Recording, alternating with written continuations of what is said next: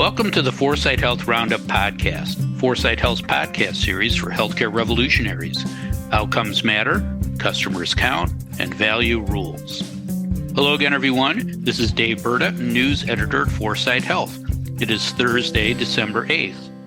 One more week, and then we can coast into the holidays.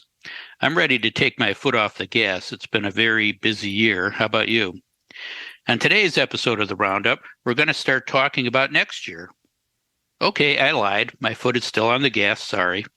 Specifically, we're going to talk about health system diversification in 2023 and health system priorities in 2023. To tell us whether this is real or wishful thinking are Dave Johnson, founder and CEO of 4sight Health, and Julie Murchison, partner at Transformation Capital. But before we say hello to Dave and Julie, I wanted to say hello to the sponsor of the 4sight Health Roundup podcast, Infor. By connecting the business and mission sides of healthcare, institutions can enhance staff experience and simplify patient interactions. With data-driven insights and greater operational control, our sponsor Infor supports your company in making healthcare a calling again for your staff. Hi, Dave. Hi, Julie. How are you guys doing this morning? Dave? Today is my nephew Derek's 39th birthday. Boy, time sure flies. He's now Jack Benny's age. The fact that I just made that reference shows that I'm not getting any younger. So here's a shout out to Derek Johnson. Have a fantastic birthday. Terry and I will be here in Chicago celebrating with you. Happy birthday. And I did get that reference, Dave. Thanks. Julie, how are you?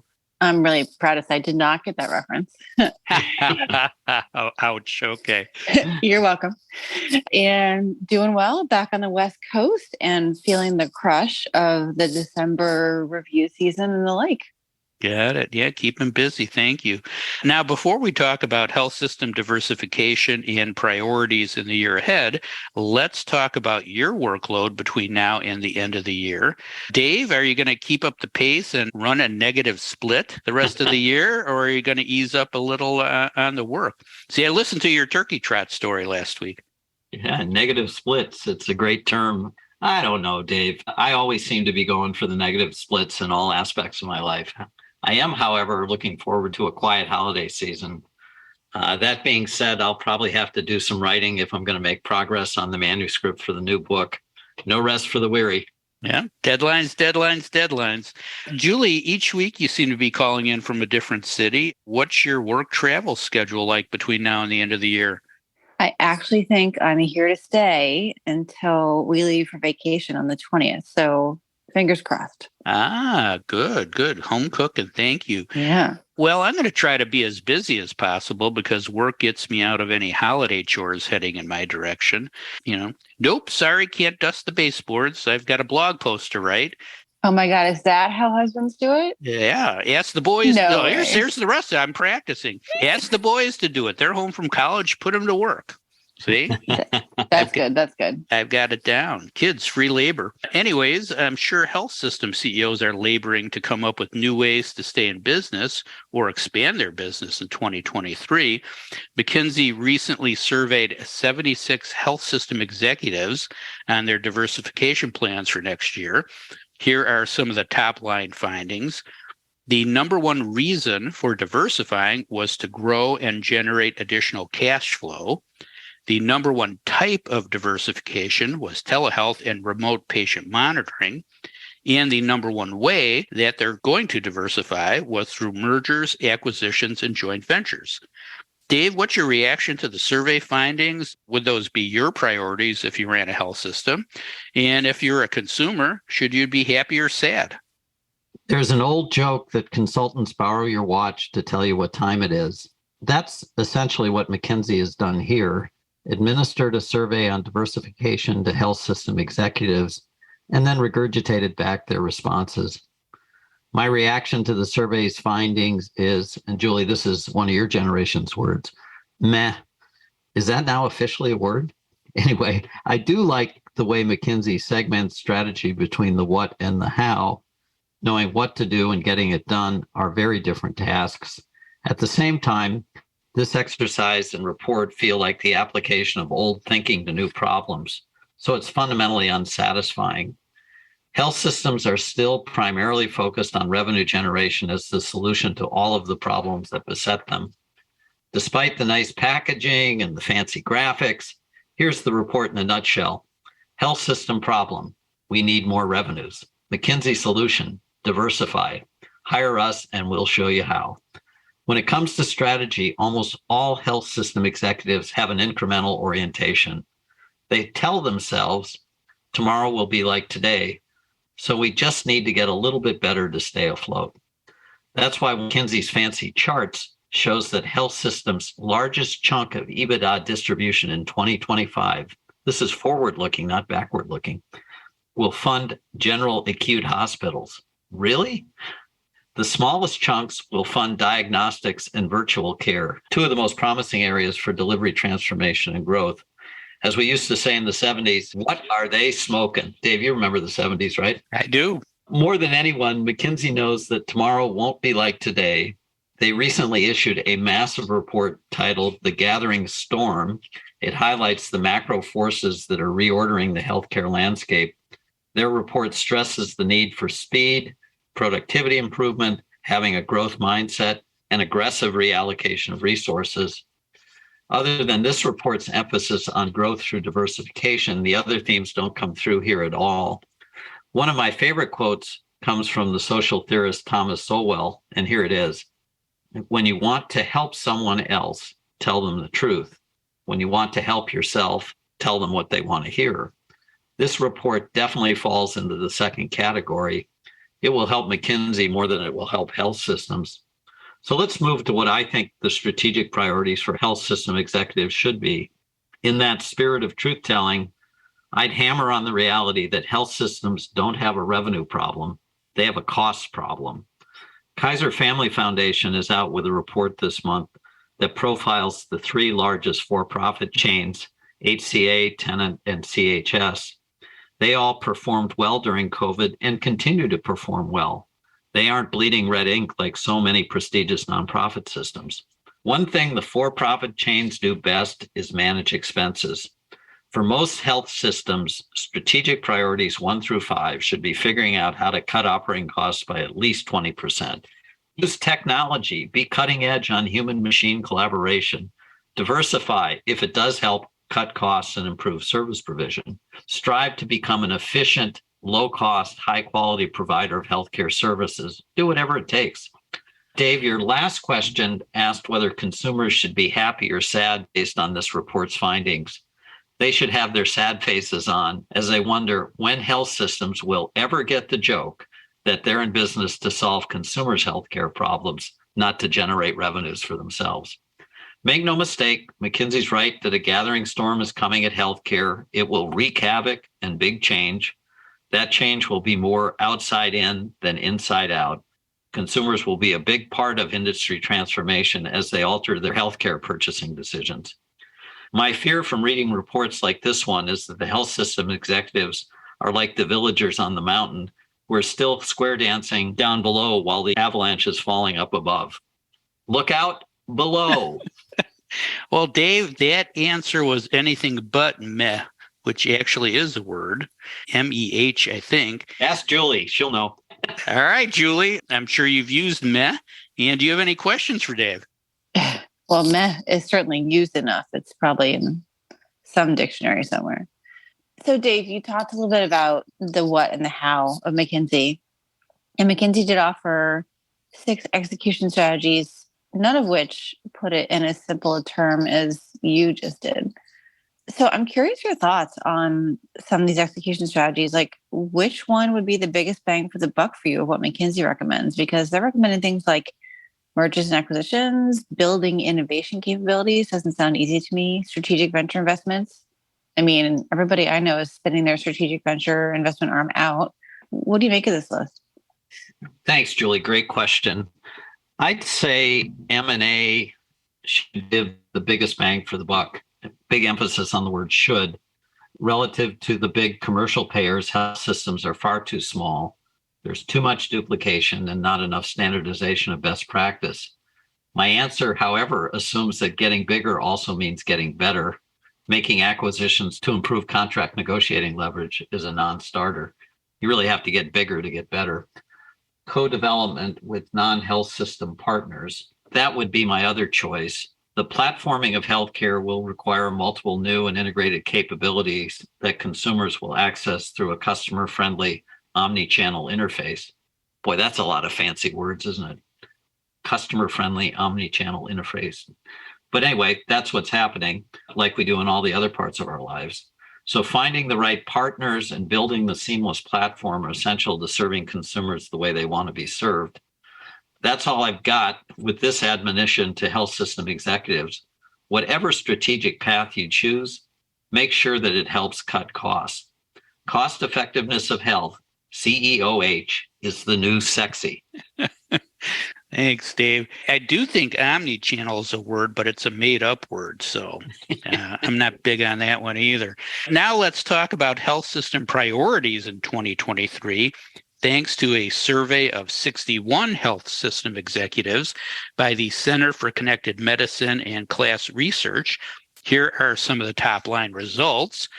Patient access was the number one challenge that had the greatest opportunity to be improved by digital health technology.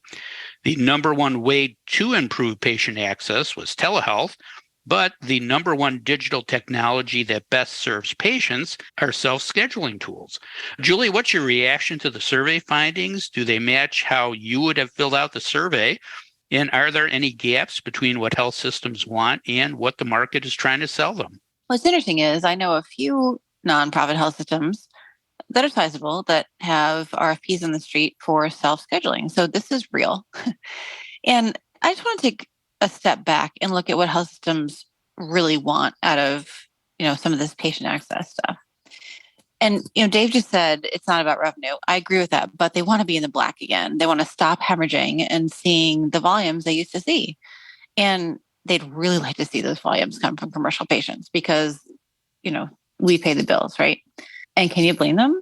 No. But they want to figure out how to meet patients' needs with fewer people on their side, which is this cost cutting Dave talks about. I mean, people have to be more independent. My husband says to me all the time, let the kids do their own laundry. And in health system speak, this means... I'll be saying that too in a few weeks. Sorry to interrupt. But do your own laundry in health system speak means book their own appointments, register online, pay their own bills, have consumers and prospective patients do everything on their own. All of this is being rolled into what they're calling patient access, as far as I'm concerned. So let's just break down what it takes to do all this. To get more commercial patients to pay the bills, you actually have to know who is a commercial patient and where to find them. And you know what? They're not hanging out on your provider portal. Sorry to tell you, they're on Google, Facebook, other household online names.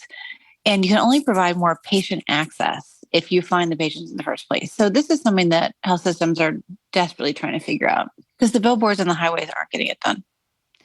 Then the prospective patients need to be able to tell you enough about what's wrong with them so you can route them to the right provider, whether that's virtual care or urgent care or specialist or hospital or whatever. But that requires those doctors to be willing to share their schedules reliably.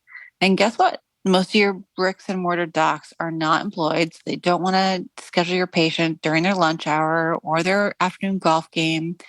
So health systems are turning to telehealth, not just the technology, but solutions, because they can rely on a different pool of doctors that they may be renting, but who at least show up as representing that health system. And last but not least, you can't hire enough clinical or administrative people today, right? We all know staffing is a problem. So, back to my laundry comment, we have to get people to do stuff on their own. And this is patient access, high revenue, lower cost, happy margins. It really is true. I mean, most people, when they have a symptom, they look it up online. They don't go to their doctor's office or a hospital website. That's a great point. Dave, any questions for Julie? That's because my chart sucks, which is what most health systems are using to interface with their customers. Go figure. My question will carry on with this theme. I just have a tough time not being cynical when I read the results of these type of priority surveys by health system executives. It's almost 2023 and they're still focused on the miracle of self-scheduling. It should be been there, done that at least 10 years ago, and they're still at it. So since I'm feeling cynical, I'll ask a cynical question. You ready? Ready. Here goes. If technology offers the greatest opportunity to improve health access and telemedicine is the best technological tool for improving access, then why are health systems putting the telemedicine genie back in the bottle? Why are they cutting back? Why aren't they diving in? Why aren't they optimizing the tool? Yeah. So, when those consultants go in and do work, typically at this level, it's not about the technology, right? It's about the people, the process, and the technology. And it was easy to offer telemedicine when you could just plug in Teladoc or Amwell or some kind of blunt tool in an emergency. But when you really have to get your docs to sequester time in their schedule for telemedicine, or when you have to develop a pool of just telemedicine docs, you're changing like massive parts of your operation. And then God forbid you do what I was just talking about, which is rent a pool of telemedicine docs. Lyle Berkowitz from Northwestern is starting a really interesting business in this space. So shout out to him. But you end up potentially, this is not necessarily what Lyle's doing, but potentially hiring a set of docs that your physicians look at as competitive to them. So it becomes political really quickly, and the operational nightmare, never mind what it might take when you've put together 15 different hospital systems over the last 25 years and you haven't integrated. That telemedicine system has to plug into multiple different core systems unless you've actually spent the $4 billion in Epic. So it's just a challenge everywhere you turn. It's all in the execution. Thanks, Julie. It is an interesting conundrum. I don't like talking to people on the phone when I want to schedule something or buy something, but I want to talk to someone immediately when I have a problem that needs fixing. It's all about me and what I want. And that's how health systems should treat their customers. Thanks, Dave, and thanks, Julie. I'm sure we'll be talking about these topics again in 2023 and beyond. Now let's briefly talk about what's still happening in 2022. Julie, any news this past week that caught your eye? Well, continuing on my Elizabeth Holmes mention last week, I don't know if you saw that yesterday, Sunny Balwani, her ex-boyfriend and former president and COO, was just sentenced to 13 years in prison. So he got more than she did, even though his attorneys tried to blame everything on her. And all I have to say is they were dating. Like, girlfriend, come on, you could have done better. Well, you got an extra year and a half for a bad choice, I guess. Dave, what other news broke this week that's worth mentioning? Yeah, Sonny was a bad guy. I hope he has some time to think in prison. Well, as you noted in your latest monthly article, which, by the way, was terrific, Dave, Kaiser Family Foundation is out with their latest employer survey on health insurance trends. The big news there is that health insurance premiums for a commercial family plan only went up 1.13% in 2022. Let me say that again, 1.13%. That compares to an average annual rate increase of 6.35% since 1999, and certainly is well below the current 7% inflation rate. So that skinny rate of increase suggests to me that payers aren't going to be riding to the rescue to solve providers' challenges with increasing labor supply and drug costs, no matter how hard they beg for more support. So let me beat the drum again. Cost effectiveness of health, CEOH, it's the new sexy. The bank is closed. Thanks, Dave. And thank you again, Julie. And thanks to our sponsor, Infor. Infor connects the business and mission sides of healthcare, enhancing the staff experience and simplifying patient interactions with data-driven insights and greater operational control. That is all the time we have for today. If you'd like to learn more about the topics we discussed on today's show, please visit our website at 4sighthealth.com. And don't forget to tell a friend about the 4sight Health Roundup podcast. Subscribe now and don't miss another segment of the best 20 minutes in healthcare. Thanks for listening. I'm Dave Berta for 4sight Health.